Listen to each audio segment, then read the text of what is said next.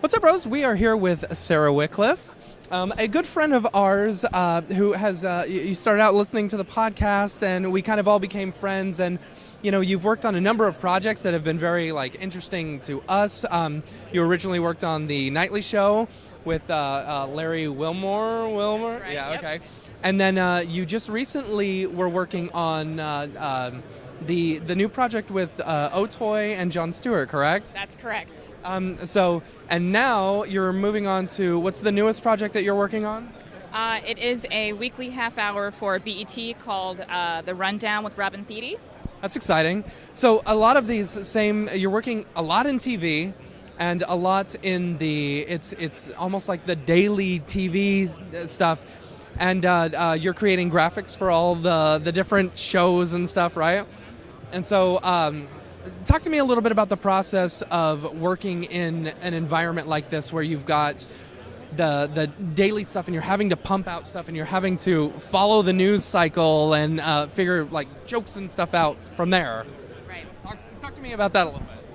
So, working in daily television, I didn't initially start from this kind of quick turnaround environment.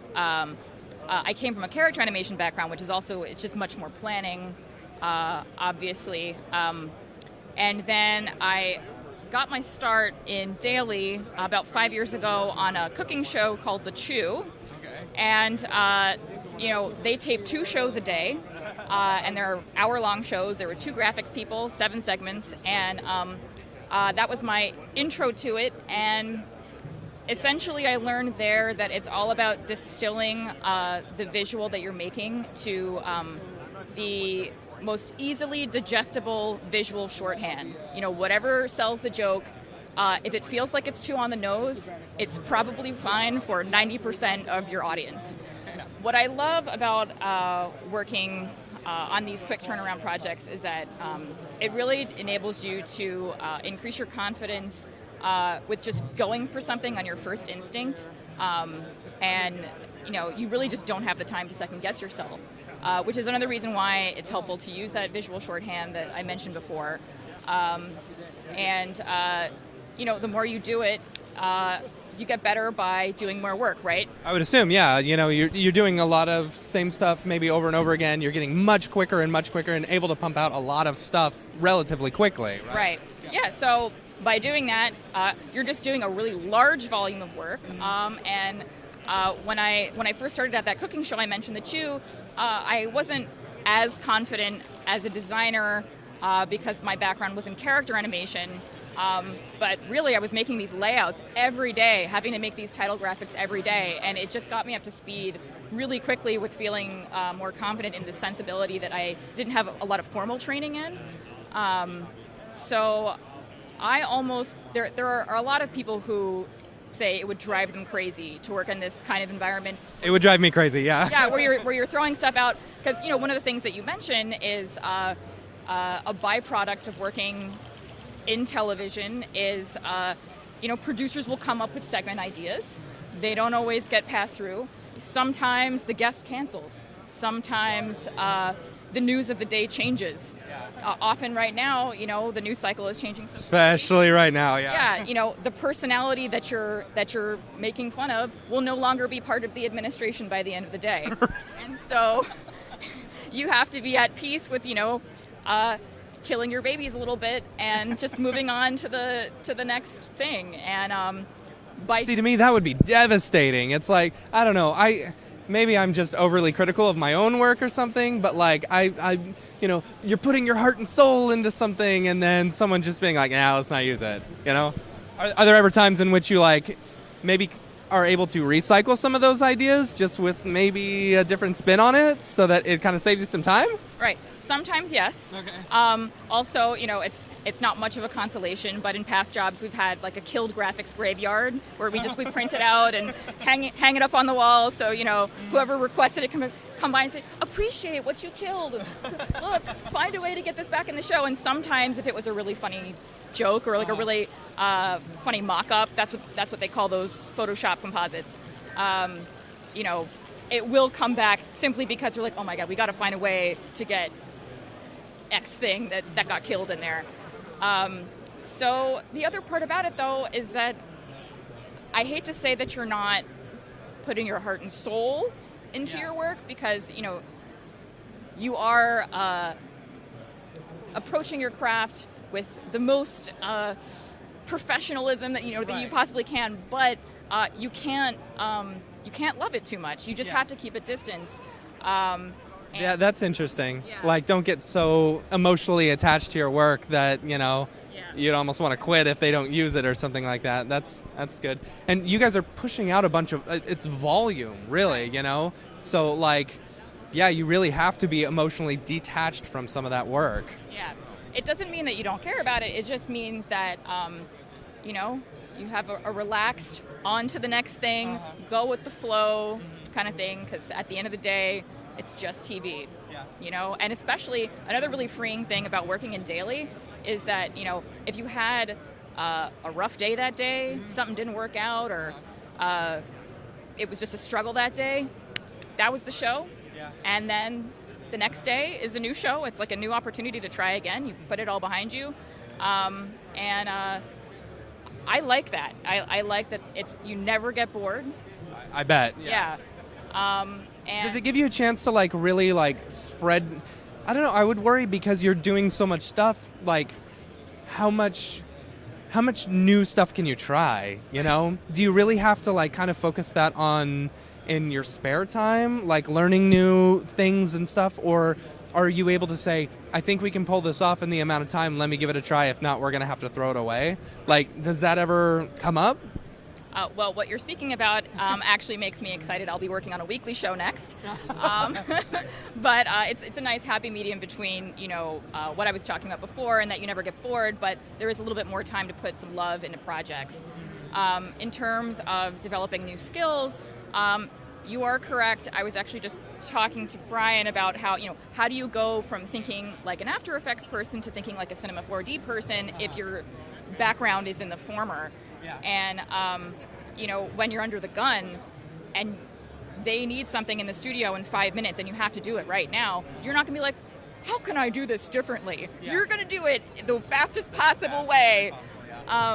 So I think that you just look for those opportunities to grow where you can find them. Like on the nightly show, there were a couple of field pieces or like special segments that were developed over a month or two that became back burner projects to the show, which made them always a little bit more stressful. But one of our techniques, really smart decision making on the part of my former boss, the lead designer, Dale Robbins, she was amazing, is that she would hire a freelancer to come in and do the day-to-day work and send one of the people from our department home for the week to like really woodshed on solving this design task or doing this segment. That's very cool.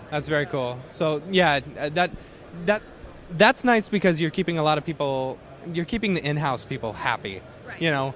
And then bringing in freelancers in order to do some of the stuff that maybe kind of painful to throw away or something like that, but you're giving the in-house people a chance to like really shine, and keeping your in-house people I think is very important, keeping them happy. Right, and giving them a chance to grow and, continue to improve and be creative. Yeah.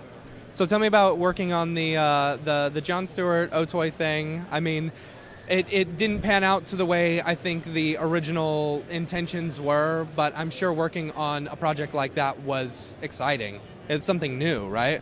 Absolutely. I mean, the goal of the project was to make animated content in the period of a day. And it's a really tough nut to crack. We tried many different ways to skin the cat. As someone who got their start in character animation, it was like a really exciting opportunity for me to do this task that felt almost impossible. I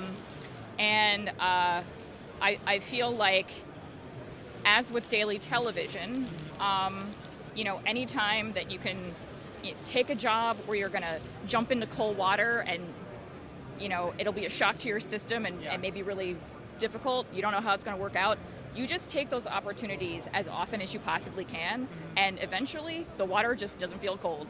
Yeah. You know. Yeah, that's good advice. That's very good advice. So tell me about the new project that you're working on, and like your position there, and what you'll be doing at this new one. So the new position is I will be the lead of this graphics department at The Rundown with Robin Thede. Robin Thede was the former head writer of The Nightly Show with Larry Wilmore. And she's getting her own show on BET, which is very exciting. What I'll be doing is staffing the department, coming up with a show package, basically creating the infrastructure for which, one of these shows will be run. And, as I mentioned, it is an advantage to work on a weekly show rather than a daily show, in that you have a little bit more time to think and put some love into your projects. It's also a really exciting opportunity for me personally, because I've worked for the past 5 years in these daily TV environments and, come up with all these opinions on how I think they would run the best. And now I get to employ these things, see if I actually know what I'm talking about there. And hopefully make for a great work environment, as well as, some great looking graphics. Because that's, one of the real takeaways on the last couple of experiences I had is the environment. If you're working in-house somewhere, I know a lot of you guys are freelance, a lot of your listeners are freelance, but if you're working in-house in a high-pressure environment, having a good social vibe is like key to keeping the harmony and just keeping the creative juices flowing and functioning well under these high-pressure situations. If your team isn't communicating well, they don't really like being around each other, you're going to have a much harder job. Yeah. So, I'm looking forward to creating a fun office and, on to the next adventure. Yeah. I'm sure that's going to be just so much fun creating weekly shows instead of daily shows. Absolutely. Like I'm really interested to see what you guys come up with. So, where can people get a hold of you if they have any questions or want to compliment you on your work? You can find me on my website.